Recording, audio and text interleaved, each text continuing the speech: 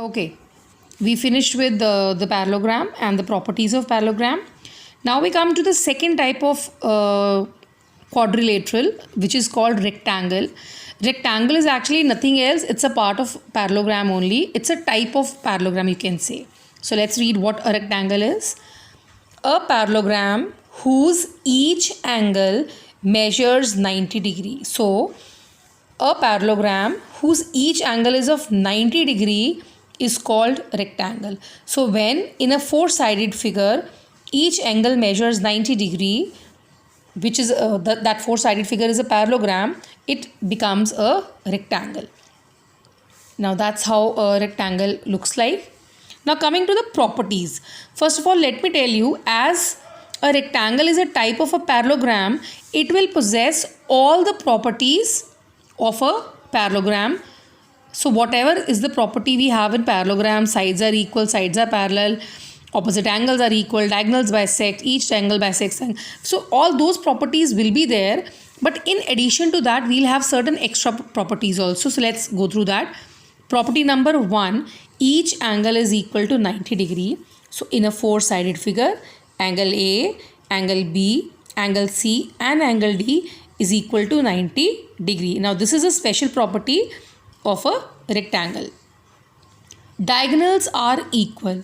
In a parallelogram, diagonals are not equal, but in a rectangle, the diagonals are equal. So we can say that AC and BD are equal. Opposite sides are equal, that we know, because in a parallelogram also opposite sides are equal and parallel. So AB and DC equal, BC and AD are equal. So these are the two extra properties that we have in the case of a rectangle.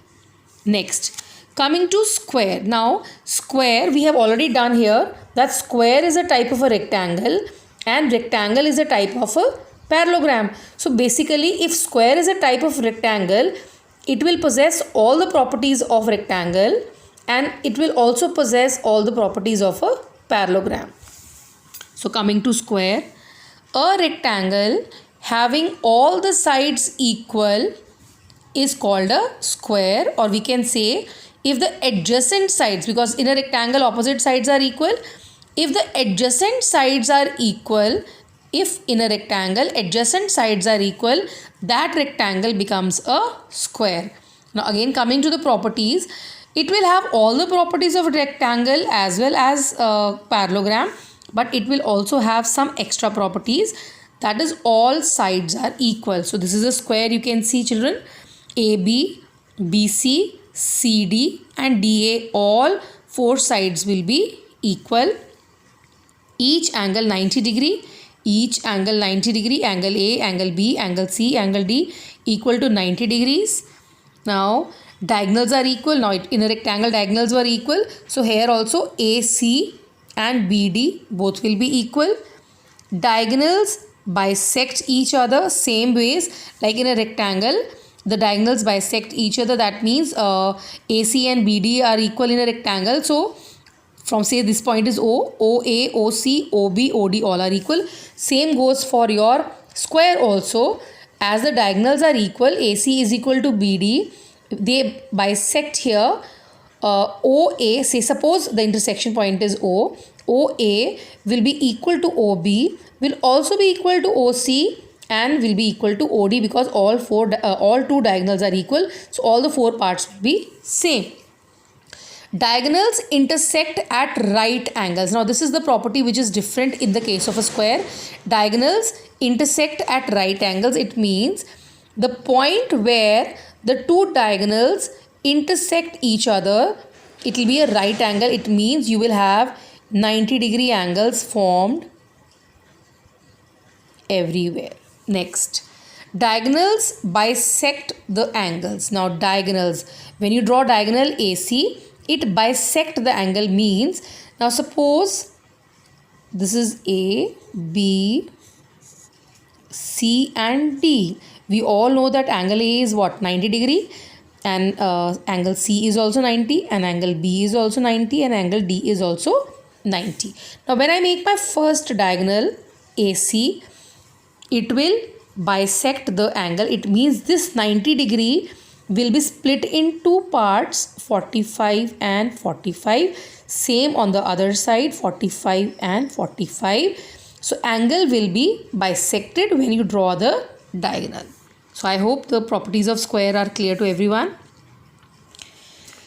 We now come to rhombus. Rhombus is actually a type of a parallelogram. So a parallelogram having all sides equal is called a rhombus. So again, rhombus is a type of a parallelogram in which all the sides are equal. You can see this figure. Although in a square also sides are equal, AB, BC, CD, DA, all sides are equal. The only difference in rhombus and square is that in a square each angle is also 90 degree, but in a rhombus it may or may not be equal. Coming to the properties, first we'll discuss that the properties which are only specifically for a rhombus only, that all sides are equal. So AB is equal to BC is equal to CD is equal to DA. Diagonal bisect the angle, same as a square. So when you draw the diagonal AC and draw the diagonal BD, suppose your angle A, now let me draw one figure and show it to you. Suppose I say that your angle A is of 60 degree.